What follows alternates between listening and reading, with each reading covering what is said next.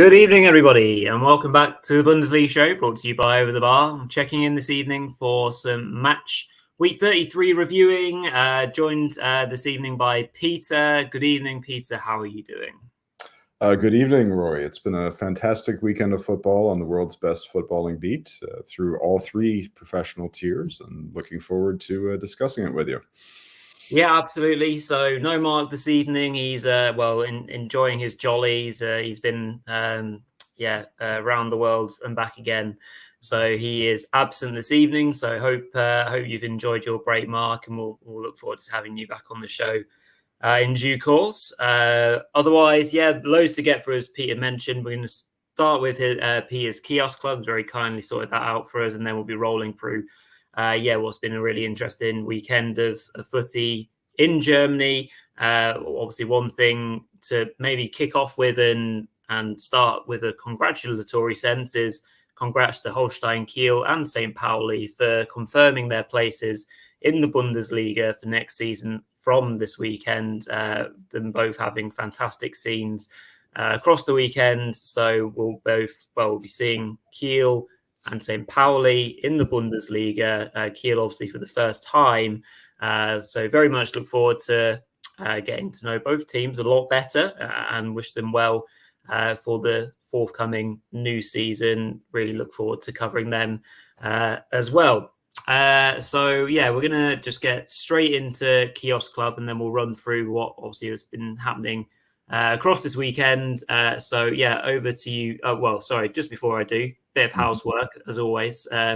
If you can do thumbs up on the show, that'd be absolutely fantastic. Thank you very much. As we run into our penultimate review show of the weekend. Obviously, there's going to be lots of lasts coming up, so we'll have our last prediction show soon, if I can get my words out. Last fantasy show and all sorts. So we've only got one game left of the regular season, so it's all starting to come to an end. But anyway, I can see there's loads of comments already in the chat, which is fantastic. Make sure you subscribe as well. So good evening, Moritz, William, thank you for tuning in.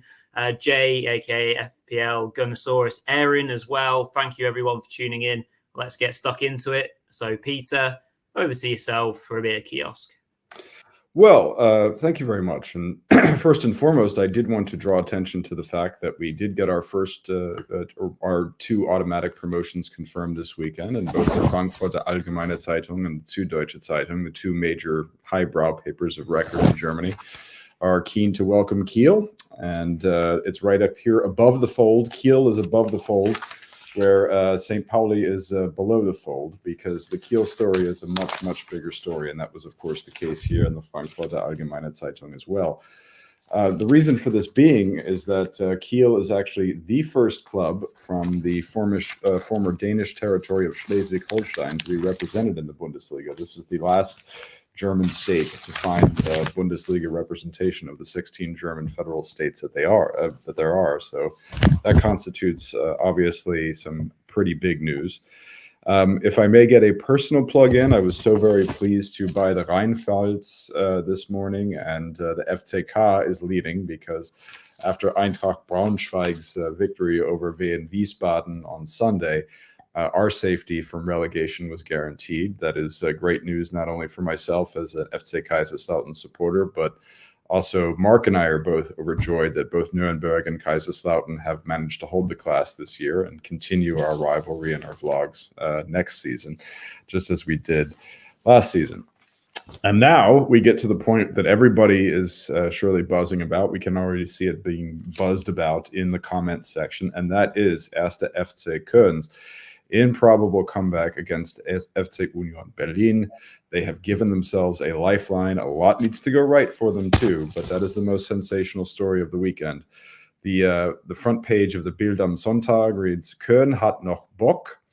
Bock auf etwas haben. If you have great passion or interest in something, you have Bock auf something in Germany. Of course, that's a play on words. It goes with die Geißböcke, the Billy Goats of Köln. And there you see Hennes, the relatively new Hennes. He's been in charge for about 3 years, but he's a lot bigger than the old one. He is one seriously big dude.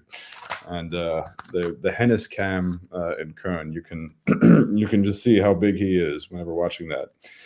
And of course, the kicker leads with that as well. Wahnsinn bis zum Ende translates to it's insanity until the very end. Wonderful shot here of Damian Downs, my fellow German-American, whom I've often tried to plug on this pod as a soldier's son. We keep churning them out here in the Bundesrepublik. What a goal from him. What an amazing, improbable comeback from Köln, pulling themselves back from the brink. We will get into detail. I mean, obviously we'll have a prediction show on Thursday, but you can't talk about this match day without looking forward a little bit to the next one. So that's everyone consider themselves forewarned that Rory and I might be engaging in some prognostications as it comes to next week's action, because these two rounds, they go together. Yep, that they do. Thank you very much, Peter. Very interesting kiosk club tonight. That's great. So yeah, that leads us into perfectly what we're going to talk about first. We're going to be talking about the relegation battle, which took many twists and turns this weekend, and of course for all the FC fans, it was it was looking rather bleak, wasn't it? Not too long into this match, obviously with Union taking a quite a quick lead in the end. The first goal coming from Knocker.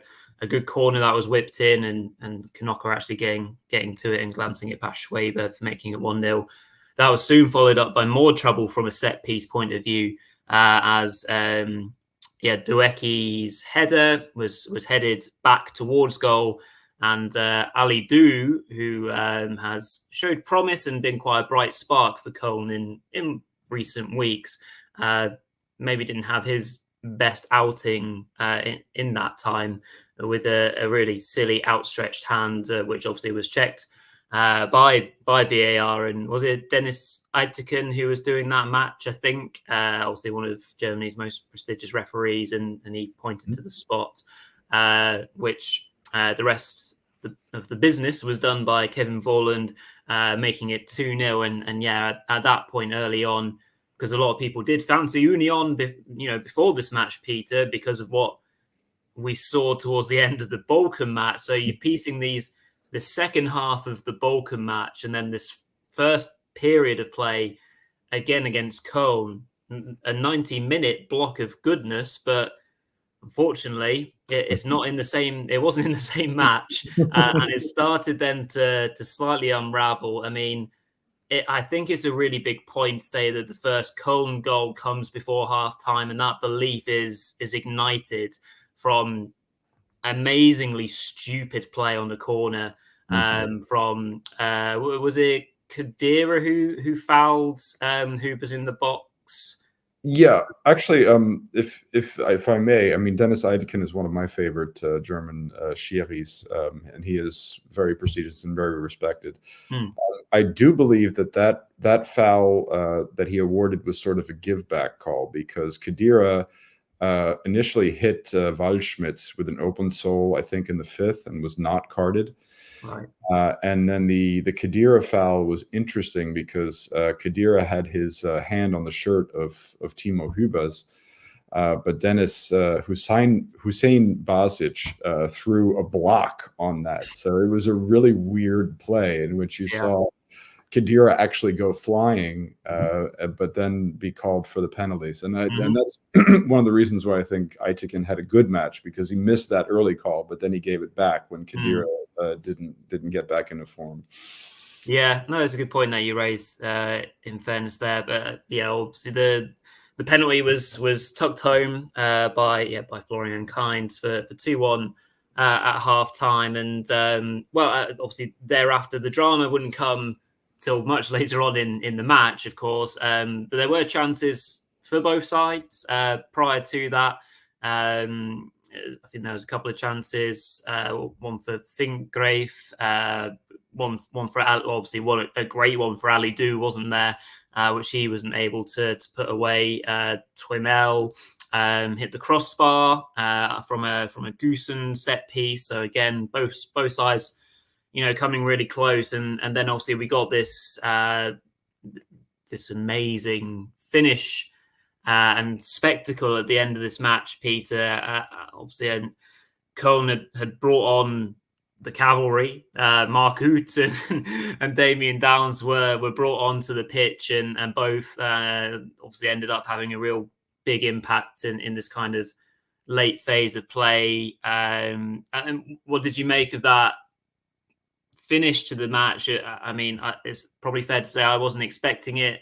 I thought, they maybe would have grabbed that draw, but it wasn't enough, of course, at the time. And you saw the celebrations after the second goal. It was muted, but it was okay. Yeah, there's still time, but do we necessarily believe in?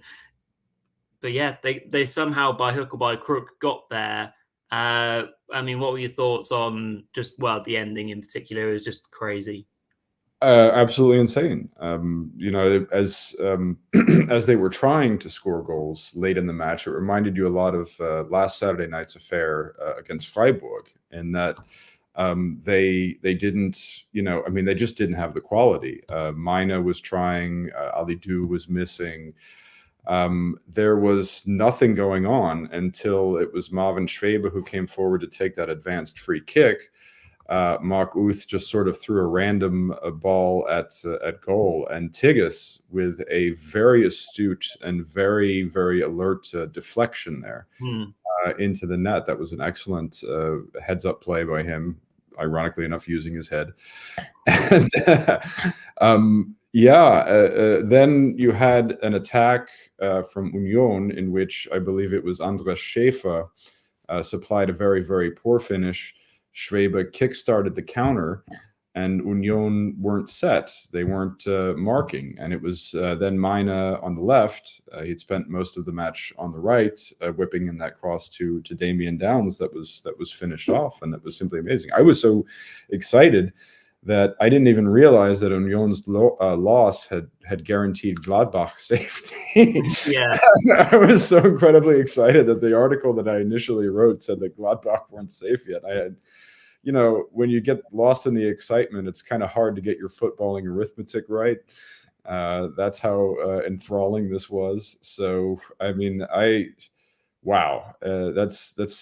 is truly amazing. I think that, as Morris points out, I mean, Rani Khedira did have he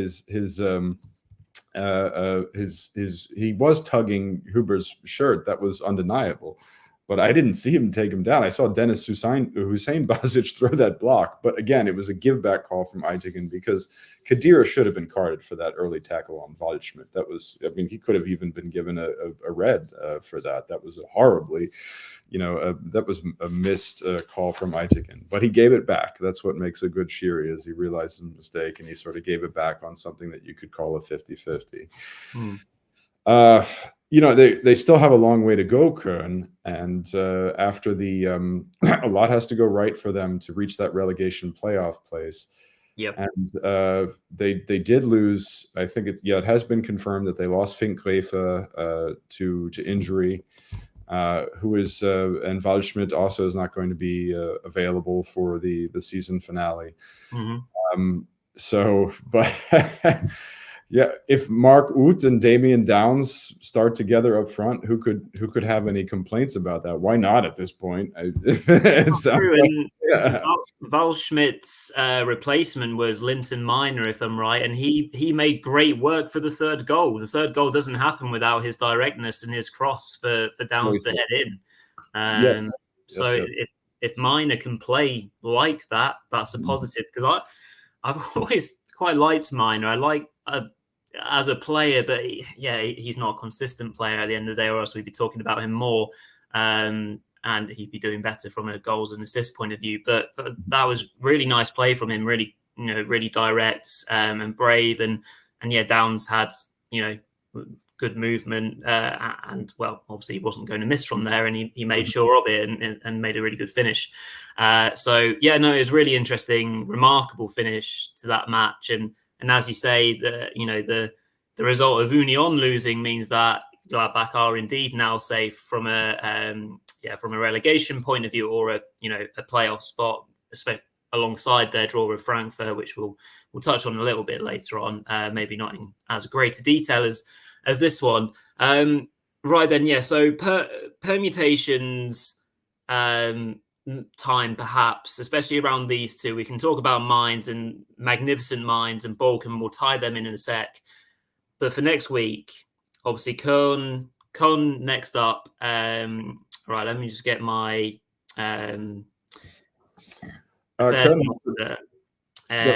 so from a deficit point of view, obviously Köln need to win against Heidenheim on the last day and hope Union lose to Freiburg and that a 3-goal swing will happen and therefore obviously overtake Union Berlin into the relegation playoff spot. Sorry, it took me a while to get my head around that as I was researching it earlier. Let's look forward then, because we'll do it in predictions anyway, and we'll kind of go into that plenty, but we have to do it now anyhow.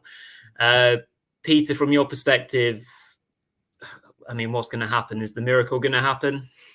Well, I mean, Köln have surprised. They've shocked us twice this season with these late comebacks. This one, just like the Bochum one, took place at home, and it came it got kick-started by a Stefan Tigges goal.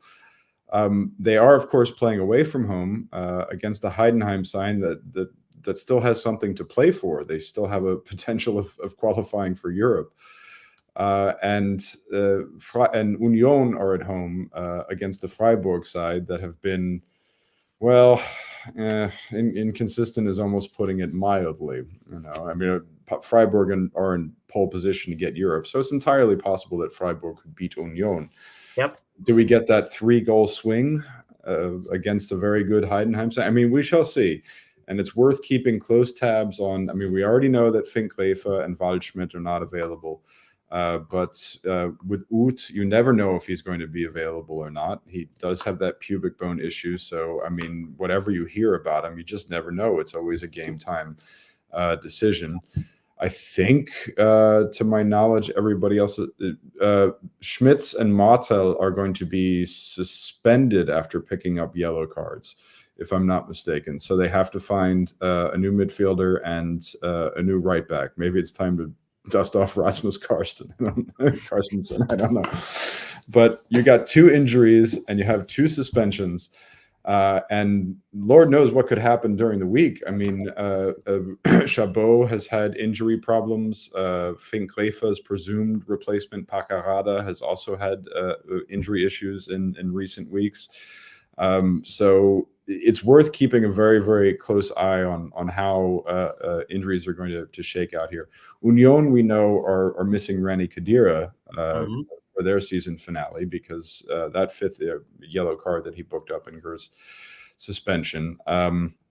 The tactics that Marco Grote and Marie-Louise Etta used in their first time in charge on the sideline since Nenad Bielke's sacking were interesting. They played Goossens as a striker, and he did hit the crossbar. But I don't know. I mean, apart from that, Union, they did have trouble in the attack. Aronson dipped a little bit. This idea of having Goossens working ahead of Jérôme Roussillon is a good idea, but I think Roussillon also picked up a knock. So it might be and Trimmel too. So Union may have 2 injured wingbacks there. You might have to move Goossens back. I mean, it's a match that these two next weekend can't get here soon enough. But you have to keep an eye on the team news for both of these teams because that's going to make such a huge difference. What's going on with injuries there. Yeah, so it's something that we can ponder on a lot during this week. We'll probably change our minds a lot as the week goes on. But yeah, as you say, it's incredibly enticing and exciting for us to be able to follow next Saturday, of course, with all the kickoffs obviously being going on simultaneously. So we'll have that action going on to enjoy all the way through match week 34. But yeah, great stuff. Really looking forward to that. Let's just move the conversation on then, just because I'm wary of time. And let's move it back to Saturday evening, the top spiel for Mainz's amazing demolition job of Borussia Dortmund, the Champions League finalists. They were made to look very, very ordinary in what was an amazing first half. Well, yeah, basically the first half, let's be honest. The second half was a bit of a non-event. But yeah, Mainz kicked into gear straight away, didn't they, Peter? Obviously, straight from the Amiri's free kick that hits the crossbar. Some poor defending to even get the ball clear thereafter. But the first goal obviously comes through some really good work. Initially to set up Widmer down the right-hand side. I missed who got that pass. I'm not sure if it was maybe Amiri who made the pre-assist, is what we maybe call it, to Widmer, who obviously makes the cutback for Barreiro to tap in. Really nice team goal, really well worked. Those cutbacks worked a treat throughout that match. And that just inspired them.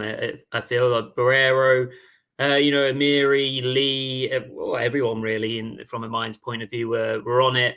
Then, of course, they were helped by a calamitous bit of goalkeeping from Meyer, the stand-in for Kobel. Plays a ridiculous pass from a goal kick, which Lee intercepts and promptly puts into the back of the net. So 2-0 after 18 minutes. It was a dream start for Mainz overall to just get that advantage. And, well, it was fair to say that Dortmund weren't inspired.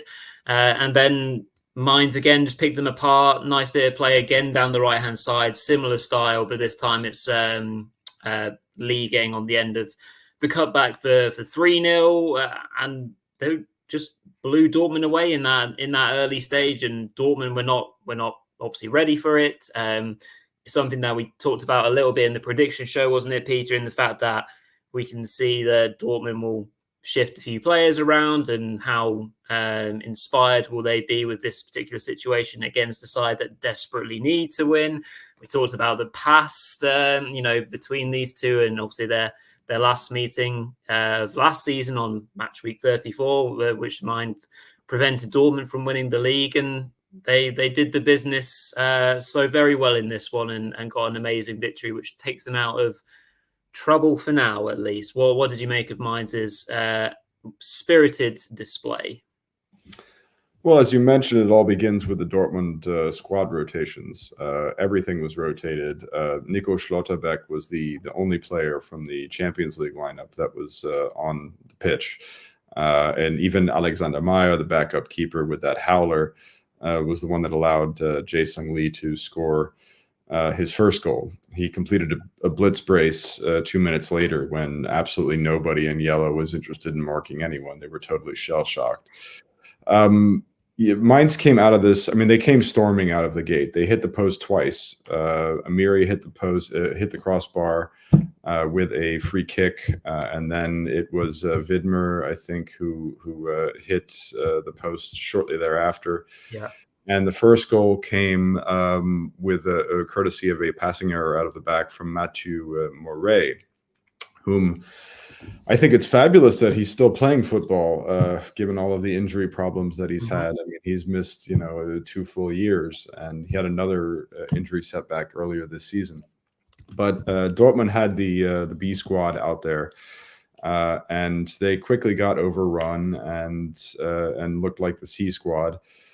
Within a few minutes. I mean, Mainz just absolutely set the tone here from the beginning, which is not to take away from the fact, Amiri has been probably the best January summer signing for any Bundesliga team. He's done a fantastic job as the team's set piece taker and always sets the tone. Branjan Gruda was, I think on the prediction show, I incorrectly said that it was Lee who was coming back from suspension. I meant to say Gruda. Lee was there last week. And Gruda, the 19-year-old Germany U21 international, has really turned some heads this season. And I think that his bit of dribbling on that third goal, although the marking was awful from Dortmund, was particularly impressive. So yes, I mean it was Carnival in May.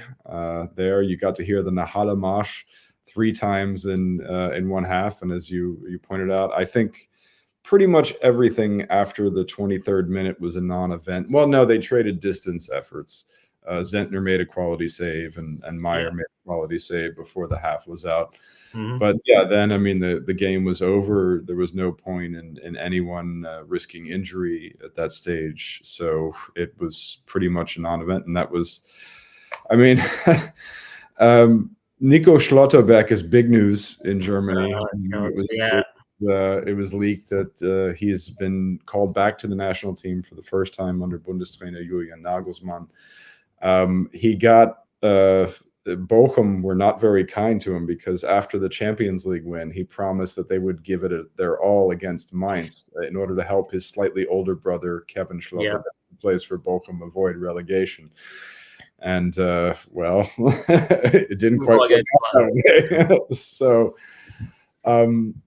yeah, I mean, this is Mainz really, whatever you have to say about the Dortmund rotations, they deserved it. This extends their unbeaten run to 8 games.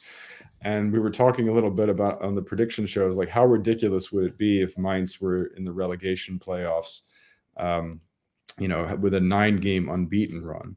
Now, they still could be sent down to the relegation playoffs, of course. I mean, here's the part where we kind of have to look ahead a little bit again. And they're playing Wolfsburg next week at home, for whatever that's worth. It is Wolfsburg at home. It's not exactly, you know, a fortress. But yeah, I mean, we could talk about that. We could talk a little bit about Wolfsburg. I mean, I personally think Wolfsburg Bayern. Talk about a non-event game. I mean, not only was this, I mean, this was, and Ralf Hasenhüttl's tactics. I mean, I've had real difficulty figuring out what it is he's trying to do these past 3 weeks, I have to say. I mean, his tactics are just weird. They're really, really weird. I mean, he has like this, I think, you know, after studying a little bit, it turns out he's one of those trainers that is really, really strict about having a different formation off the ball than on it. And so that's why his stuff is always switching around. I'm always like, is this a back 3? Is this a back 5? Is it back 4? I don't understand. I think it's because he's just one of those really, really strict trainers about that, about making sure that when they're off the ball, they're in a different formation, things like that. Which is all fine and good, but he hasn't been in charge of the team very long, and he's asking a lot of his players, despite the fact that he's not, you know, had a chance to get to know them and drill them very much. So I would like Mainz's chances against Wolfsburg next week. I think that they can. I mean, this is the first time they're out of the relegation zone all season, but I mean, I think they probably have a very, very good chance of avoiding the drop. I guess that probably leads us to Bochum then, which Nico Schlotterbeck left down. If you want to talk us through what the hell happened with them. Yeah, as you quite rightly say, Peter, let's kind of move the conversation to the third game on our banner in the relegation race, which is obviously Bochum's lost to Leverkusen, as Leverkusen go 50 unbeaten. Oddly enough, Leverkusen aren't really part of the conversation this evening. I mean, they're just otherworldly Leverkusen, like praise to Xabi Alonso, and yeah, they're ridiculous team. But yeah, the shape and direction of this game, of course, was so heavily impacted early on in the match with the early red card, which is one of these, denial of a clear goal scoring opportunity and last man tackle or trip or what, wrestling move from Paslak. Which, after checking that Teller wasn't offside from the initial pass, then the red card stands, and then you're completely up against it. Which is a shame because Bochum started relatively brightly in terms of the match in the first 10 minutes or so. They're amongst it. The crowd was so clearly up for it as well. But yeah, after that red card, you're just not going to be able to manage the game. And still up until the first goal going in, which is a lovely goal from Paddy Schick. Really smart, neat finishing from Artur's cross. The young man who got another start and got another assist, or was heavily involved again. And then that's backed up by an almost penalty shout involving Teller and Kevin Schlotterbeck. But next time around, just before the half-time whistle, he goes back for more and completes the job by giving away a penalty this time around. Teller being fouled in the box and Victor Boniface doing the job of putting the penalty away. Boniface and Schick, starting in the same team was quite interesting in terms of the Xabi Alonso changes and rotations that we've seen. It was quite nice to see how that worked, and pretty effective by all accounts. So yeah, 2-0 down half-time, red cards. What else do you expect is going to happen against a team that have 49 games unbeaten? It's not going to turn out pretty. We've seen some miracle turnarounds already this season. We literally were talking about one 20 minutes ago, but yeah, not to be for Bolcom. They were to concede another 3. If I can actually remember who scored, obviously Admin Adley getting his goal, a nice, really good header actually, from a corner on 75 minutes. There were chances galore before this as well. I think Boniface struck a post and plenty of other chances before that. Then some more late goals from Leverkusen, not letting up. Stanisic again showing his great composure in the box to make it 4 after Leverkusen actually almost botched a counter-attack. And then a really clinical counter-attack for the 5th goal where Grimaldo wins it. They shift the ball between Hoffman and Stanisic and he cuts it back to Grimaldo to make it 5. So, yeah, I mean, for Bolcom's point of view, it was a terrible weekend by all accounts, just results-wise, everything that happened. And, yeah, they'll be cursing themselves because they, got that great win against Union and things are looking up. And, yeah, you can never say that, oh, well, yeah, you're at home against Leverkusen who are 49 unbeaten, so you will have to win it. But just losing in the way that they did, it all just seemed to be falling apart so badly, Peter. And obviously they've now got a trip away to Werder Bremen on the last day, which, Bremen unbeaten in 4, 2 wins, 2 draws, just gave RB Leipzig a really good game as well. That stands to reason to be a really tricky match. So what are your thoughts on Bolcom's chances and the future of that squad? Well, they only need the 1 point. They only need to draw Bremen 1-1, which they did in the Hinrunde. And actually, I mean, Bremen's 1-1 draw against Leipzig, that was more a case of Leipzig having just a bunch of problems, a confluence of problems drop on them. They obviously lost Sava Schlager last week to that horror ACL tear. David Raum and Danny Olmo were also not available for Leipzig. So what Marco Rose tried to do is put a 3-4-3 out there. And Sava Schlager's replacement, Nicolas Seiwald, ended up scoring an own goal. He redeemed himself later on the equalizer, a very good whip in there. But that was probably Leipzig Bremen was the hardest watch of the weekend. It was the worst watch of the weekend. Yusuf Poulsen got a start for Leipzig. He was yanked at the half, admitted that he played a terrible game and all of these things. So, I mean, Bremen, we were talking about this on the Thursday prediction show. We were talking a little bit about, how Moritz has been pointing out that my Bully News colleague Moritz has been pointing out that they can get, we can get 9 representatives and in Europe next season, and most of us Germans are like, no, please, for the love of God, no, we don't want all of these representatives in Europe. I mean, we don't want Bremen, we don't want Wolfsburg, we don't want them, even Augsburg at this point, we don't want them being part of the conversation. Please, God, no. And it might be the case that some of these sides don't even really want to play for Europe because they know that would be a hassle. They don't have the resources. They don't have, I don't know. It feels like Bochum could take a point off of Bremen. I think that they could. I think, as you correctly pointed out, there were a lot of encouraging signs at the beginning of this match for Bochum. Kevin Stöger, once again, the club man, has just been fantastic. And they did manage, despite being shorthanded, to restrict Leverkusen to not much until after we got past the half-hour mark, and that's when things really started to break open. So I think that they can probably do it. They could get that one needed point, whereas the rest of the teams have to win and get a little bit of help.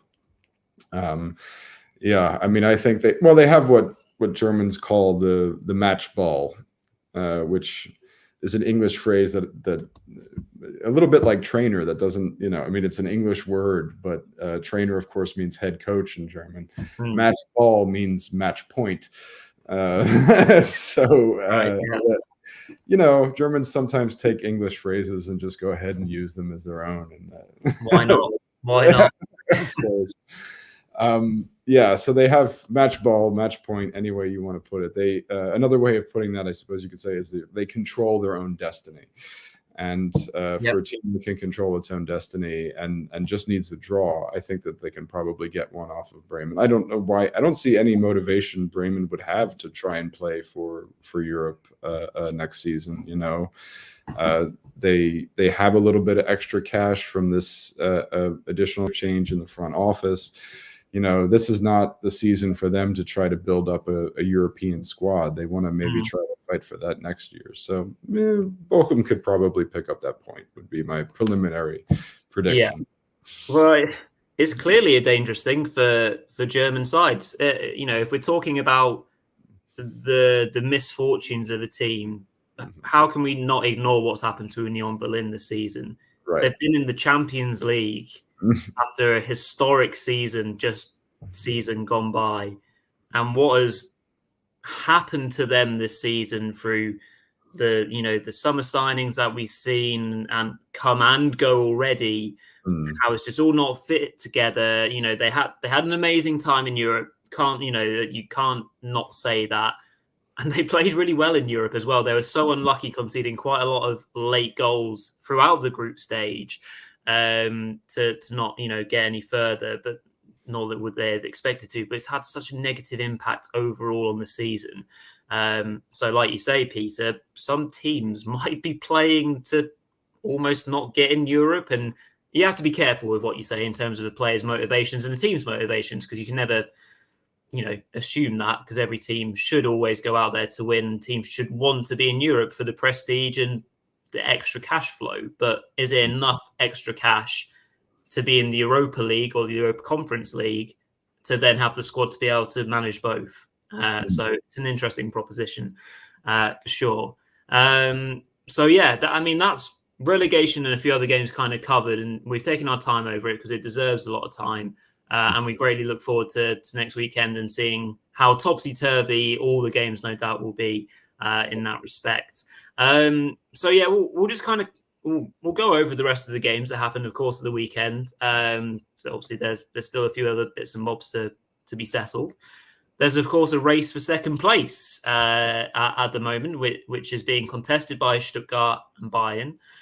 Both won at the weekend, and as you kind of alluded to, Peter, the Bayern win against Wolfsburg was a bit of a non-event. It was an event where Bayern were able to get some youth out there.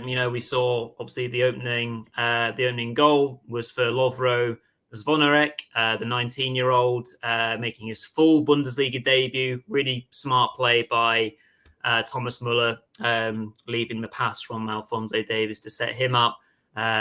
Brian Zagarosa was also heavily involved in the second goal, where his cutback eventually leads to it being set up for Goretzka to smash in his second goal. Zagarosa then actually has a goal chalked off, what obviously would have been his debut goal as well, for an offside in the build-up, I think it was. So that was a shame. They went for the jugular early on against Wolfsburg, but yeah, as you said, Peter, the rest was a walk in the relative park. Tuchel saw the chance to hand more debuts to two youngsters. So Jonathan Asp Jensen, Matteo Perez Linoof, probably, and Daniel Peretz. So yeah, I mean, it was just comfortable for Bayern, nice and comfy. I don't think Wolfsburg have ever won in Munich, or not won for God knows how long. So, and as you mentioned, Hasenhüttl hasn't exactly inspired, but he's done enough to keep them up ultimately. And Wolfsburg, their weird season continues. So yeah, any last thoughts on the Bayern match? Well, I actually have a question for you. When Tuchel and Hasenhüttl were coaching in the Premiership together, did they have some sort of a rivalry or something? Or not that I'm aware of.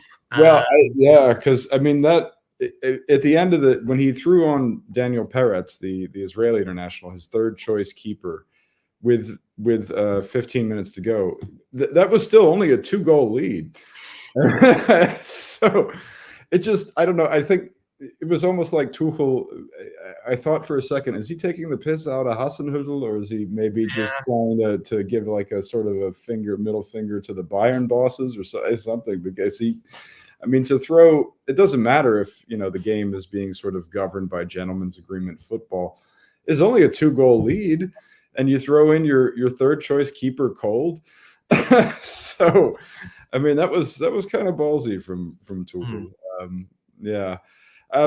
The race for second place is relevant because it is the race for the Super Cup, and Bayern would like to finish second, and they would like to give Harry Kane a crack at that elusive trophy before next season really gets started. It is relevant, and I expect that we'll see some more effort from Bayern in the final match against Hoffenheim. Brings us to your boys, of course, who are also alive in the race for second place. That was just a beautiful, dominant performance against Augsburg on Friday evening. A shame we only got the 1 goal. But I mean, Stuttgart, they remain a team that are just enjoying themselves so much, and it's a joy to watch them. And wow, just rolling counterattacks the whole game through, just these rolling counterattacks. And you're just like, wow, they are so good. So we shall see. I mean, that the race for second place is relevant at this point. It sure is. Yeah, I enjoyed what I saw on Friday. A first half of chances. For VfB, Furyk, Undav. There's the labelling crazy chance where it hits the inside the post and it almost then goes in after. And Girassi just doing what he does best. A really good chance late on for Silas as well.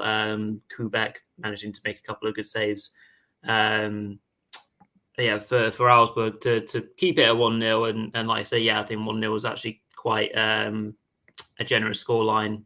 For the home side, Stuttgart ended up with 73% possession, made over 500. So they made 500 more passes, if I can get my words out, than Augsburg did during the match. As you mentioned, on the counter, they were so dangerous against Augsburg, and quite a lot of stick I've seen for Augsburg on social media. It is, of course. I haven't read too much kind of big tabloid stuff because obviously in the UK I don't get that. But yeah, Augsburg they're finishing with a whimper, aren't they, Peter? And not so long ago we were singing their praises under under Torup, but they've just it's just not happened all of a sudden. They've just fallen off a cliff. Well, they had a very, very tough closing schedule, and we talked a little bit about Torup's tactics on Thursday, the back three that he's been deploying, and it comes back to that discussion of do they really want to play for Europe anyway? I believe that Augsburg certainly would. I mean, they would like the prestige. It doesn't matter if they're not afraid of of an Union example happening. They shipped out 7 players this past January window anyway. I think only Union shipped out more. To answer Moritz's question about Bonucci, they sent him back to Italy, just like they sent David Datro Fofana back to Chelsea. I mean, those were just two signings that were horrible and didn't work out. So yeah, I think that the Bremen one was really surprising because you expected better from them when they lost 0-3, I think, at home it was, to Bremen. That was probably the most surprising result from the Fuggerstädter. I mean, that leads us to the European conversation and who we still have fighting for a place. You're looking the Europa League places. I mean, you're looking Frankfurt, Hoffenheim, Freiburg are the three ones available there, of which Hoffenheim supplied obviously the most impressive performance this weekend, turning that tip of mine that Darmstadt were going to upset them 1-0 at home on its head. If you want to, I'll turn it over to you to talk a little bit about that. Before I do, though, I want to say the fans. Weren't they wonderful? Weren't those Darmstadt fans wonderful? They were loud. Their team is losing 0-6, and they were still, I mean, just up until the very end, absolutely behind their club. I don't know if you'd see that in the UK. Yeah, it's an interesting one from a fan culture point of view, and I agree. When I catching up on the highlights, over the course of the last few days, and seeing how clearly behind their team, or how vocal they were, was so impressive. We've already seen the episode of how valued the fans and the fan culture is with Darmstadt and their relationship when we had one of the ultras come on the pitch and give them all a dousing down after one of their other home heavy defeats. I can't remember who that was against now. Yeah, of course, yeah. And so it's so clearly really valued. But yeah, this was a game that wasn't a game after 8 minutes. We saw Bebu go straight through on goal, putting his first chance away, and then Bayer. Obviously, they both ended up with a brace. Bayer beating the offside trap just about after a VAR check and finishing neatly. And then just again, poor defending, poor goalkeeping all round on many of the goals. I think a clear example of poor goalkeeping was the Kader Arbeck third goal. Nice bit of control going down the right-hand side after that a long ball from Grilic. But the keeper, Brunst, isn't even covering his near post properly from a positioning point of view. So for me, that's just really basic and poor. I don't want to just hammer Darmstadt and hammer their players, but that's what we're here to discuss and kind of review. And for me, that defenders alike weren't doing what they should have been doing. But that was just one clear example that I saw. But yeah, Kabak scoring a good header from a corner for 4, and Bayer completing the first half route to make it 5 after he was found by Bebu to make it a second for Bayer. Bebu then getting a really well taken 6th goal early on in the second half. So I guess you're kind of thankful that it didn't get any worse because there was plenty of time. We did see 2 disallowed goals as well towards the end. One for Hoffenheim, Kramaric setting up his Croatian pal Jurasek, and there was one which is desperately harsh, but I guess it was fair, Peter, the one where Seidel gets through and he knocks it past Paguma, I think it was, but it gets brought back for a high challenge in the end. So Darmstadt are robbed of any real authentic kind of celebratory moment in the match, which felt a bit horrible, but yeah, it kind of summed up their time in the league, I guess, Peter. So when you're looking at the stats, Darmstadt have now conceded 82 goals across their 33 games so far in the league, which is obviously a league high. We haven't seen those sort of numbers, I say, for a little while. So Fürth, 2 seasons ago when they came 18th, they conceded the same amount of goals, 82 goals. And Schalke, the season before, obviously when they had a horrible time of it, conceded 86. So those are quite, obviously they are high numbers that we're talking about. So hopefully Darmstadt, don't go above that total in the last match, in the last match day, and are able to give something, tangible to support. But they're going away to Borussia Dortmund. So it doesn't, I know Dortmund have just also been kind of hammered themselves, but surely they're going to turn up a little bit more in that match and give Marco Reus the send off and things like that. So yeah, tricky one for them. And then quickly Freiburg Heidenheim. Like you mentioned earlier, Peter, Freiburg patchy to say the least is maybe being nice about their form. They were the better side, I thought, against Heidenheim. Should have won the game. They had chances, especially in that second half, to get the winner. A couple of times they hit the crossbar or, hit the woodwork, so to speak. But their best player in recent times got them 1-0 ahead through Ritsu Doan, one of their players who's genuinely stood up and taken account and scored a really nice diving header.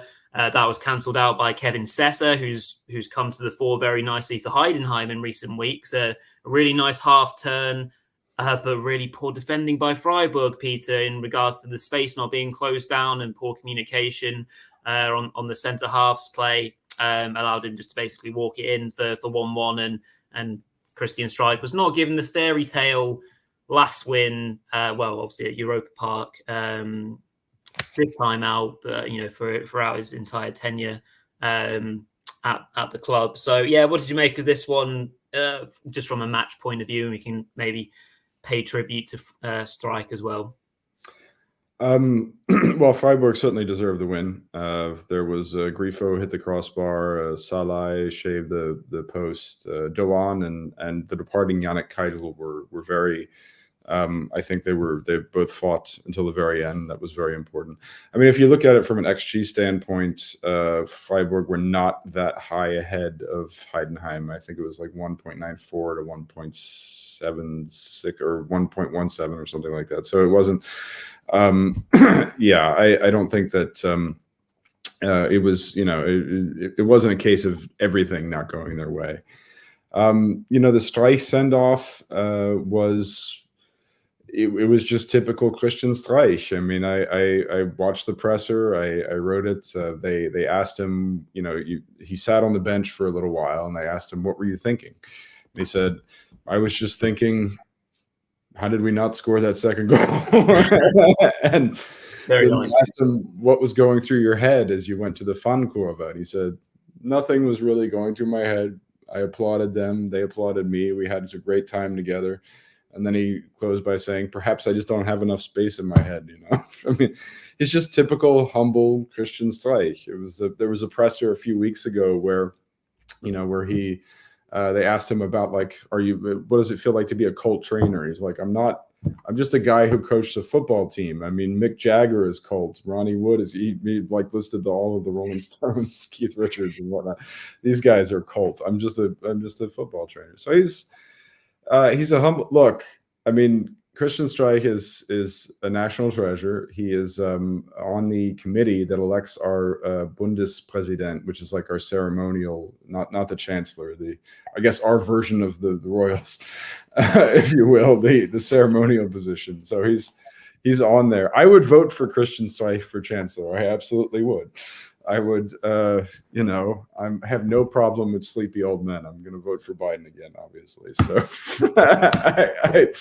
I like Christian Streich a lot, and he will be missed. And it's, they could get them. They have a decent chance of getting that second Europa League spot. Mm-hmm. I mean, what's going on tactically with Hoffenheim now is actually quite encouraging because. I mean, even though Darmstadt fell apart, Matarazzo finally has something that works. He's got Bülter on that left wing, working right behind Bayer, so he can do overlapping crosses. And he's got it took Weghorst unavailability for him to finally find a 3-4-3 that works. Mm-hmm. And one of the things that was really impressive about that match is a lot of really great balls from Florian Grillitsch from the deep. I mean, just really great verticals and things like that. So Heidenheim have the form on their side, or Hoffenheim, excuse me, have the form on the side. Hoffenheim and Heidenheim, you can get those two confused. But they do play Bayern next weekend. Heidenheim play Köln. That's a whole different can of worms that we opened up a little bit at the beginning of the show. And Freiburg head to Union Berlin. So all sorts of fun things to be decided on the Bundesliga's final match day. We'll be here on Thursday for predictions for you, and we'll be back on next Monday to wrap it up, right? Yeah, absolutely. So very, very nicely round up. Just a quick one from Ballum. Mark is not interviewing with Bayern at the moment. We can confirm that. Around. But Max Abel called Mark, but Mark he wasn't interested, and no interest in leaving the Bundesliga show for Bayern. Don't worry, he'll be back. Sorry, I know you've asked a few questions here, Ballum. We'll just go over this one very quickly because I am conscious of time. We've got two other games to breeze over. Who's best suited for a Bundesliga relegation promotion playoff? Is it Köln, Mainz? I'll just let you do this one, Peter, and then we'll move on. Absolutely. Well, the Fortuna Düsseldorf are the opponent. That is confirmed. And I would say that whoever gets the relegation playoff spot can like their chances against Fortuna. I mean, it looks to be the case that the Bundesliga team is probably going to be the stronger one in this case. And I include Köln in that conversation. If they manage to pull it off, I think that I would favor the Bundesliga side, all three of them against Düsseldorf. Yeah, very good. Okay, grand. So, there were two other games. Best of the rest, just very quickly for you all.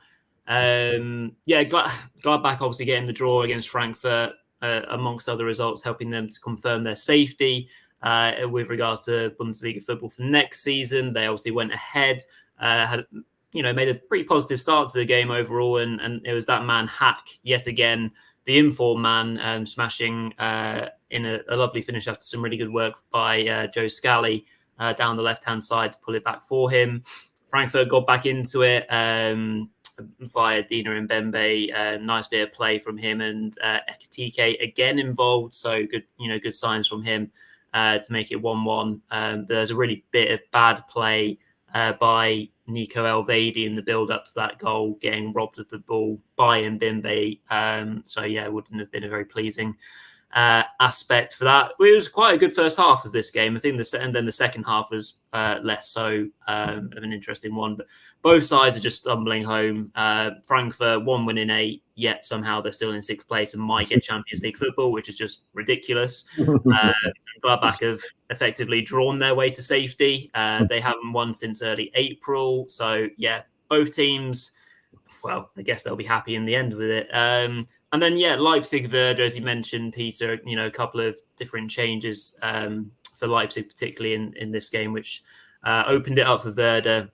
The own goal by Siewald, where Voltemada was waiting to maybe get yet another Bundesliga goal after he got his first 2 the week before. He probably would have been annoyed that he didn't get that chance. But put Werder ahead, but then another informed striker, Benjamin Šeško, who came on for Paulsen, as you mentioned at halftime, Peter, came on to rescue a point for Leipzig on a nice cutback and a really clean strike to make it 1-1.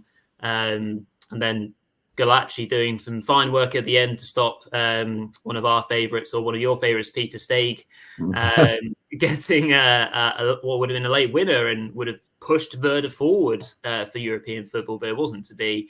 And it finished 1-1. Leipzig, of course, already having Champions League football confirmed. That's pretty much us rounded up for the evening. It's been great fun to review Matchweek 33 and talk our way through all the different games, talking about the permutations that await us in Matchweek 34 for Saturday.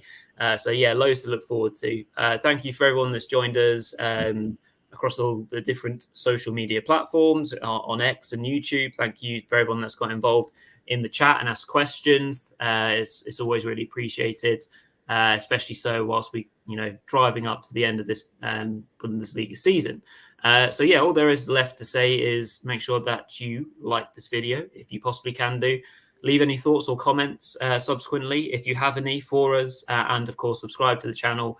Yeah, we will be back, as Peter mentioned, for predictions on Thursday. There should, by all accounts, be a fantasy football show. Me and Rune are just working out what day that will be. That also might be Thursday, but we'll keep you posted on social media as to when it's all happening. We'll figure it out for you. Then yeah, of course, we'll be reviewing the end of the season drama next Monday as well. So yeah, loads to look forward to. So make sure you get involved. Like I said, in terms of letting you know what's going on, make sure you check out Over the Bar FB for all those kind of different notifications. And yeah, thank you to one and all. Thank you, Peter. And yeah, we'll catch you in the next one. Cheers all.